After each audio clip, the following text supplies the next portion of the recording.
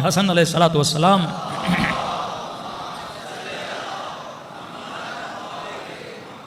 اپنے ایک چاہنے والے کے سرانے پر گئے.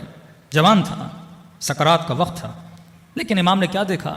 پورا وجود اس کا کانپ رہا ہے اور کہہ رہا ہے حسن ابن علی مجھے موت سے خوف آ رہا ہے، حسن ابن علی مجھے موت سے. اب امام سرانے ہے لیکن بندہ موت سے ڈر رہا ہے کہ مولا اس موت سے بڑا خوف آ رہا ہے.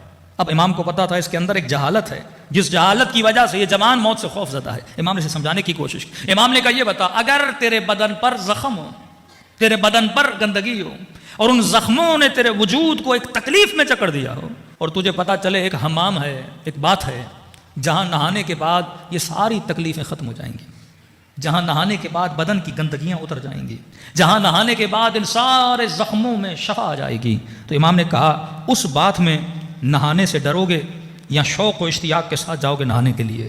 یہ بستر پہ لیٹا ہوا سکرات کا مریض کہنے لگا مولا شوق و اشتیاق سے جاؤں گا تاکہ وہ گندگیاں جلی جائیں، تاکہ وہ تکلیفیں ختم ہو جائیں. امام فرماتے موت مومن کے لیے وہی حمام ہے. جیسے وجود کو موت آتی ہے وہ ساری رنجشیں اور تکلیفیں کیا ہو جاتی ہیں؟ ختم ہو جاتی ہیں. کہ مولا اس خوف کو ختم کیسے کریں؟ کہ ایک تو اپنے وجود میں معرفت پیدا کرو کہ واقعاً یہاں کے جانے کے بعد کی زندگی ایک کامل زندگی ہے. آیت اللہ العظمہ طباطبائی جب بھی درس دیتے تھے بار بار اپنے شاگردوں کو ایک جملہ بولتے تھے، فرماتے تھے اے میرے شاگردو ابدیت تمہارا انتظار کر رہی ہے. جس طرح آپ امام زمانہ کا انتظار کر رہے ہیں، کہتے تھے ابدیت تمہارا انتظار کر رہی ہے. یہ جو زندگی ہے نا، لفظ زندگی جو ہم جی رہے ہیں، تو ہمارے ذہنوں میں تصور یہ ہے کہ زندگی 60-70 سال کی زندگی ہے، لیکن فرمایا یہ 60-70 سال معصوم کی روایت کے مطابق ہماری زندگیوں میں سے آنکھ جھپکنے کے برابر بھی نہیں ہے. یعنی وہ جو ابدی زندگی ہے اس زندگی کا ایک آنکھ جھپکنے کا لمحہ ہے جو ہم 60-70 سال گزارتے ہیں.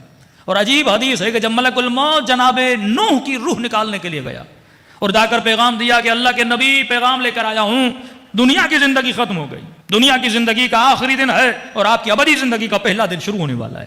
تو کہتے ہیں حضرت نوح نے ایک آہ حسرت بھری اور کہا کہ ملک الموت اتنی مختصر زندگی، کتنے سال؟ 900 سال کا ملک الموت ختم ہو گئی.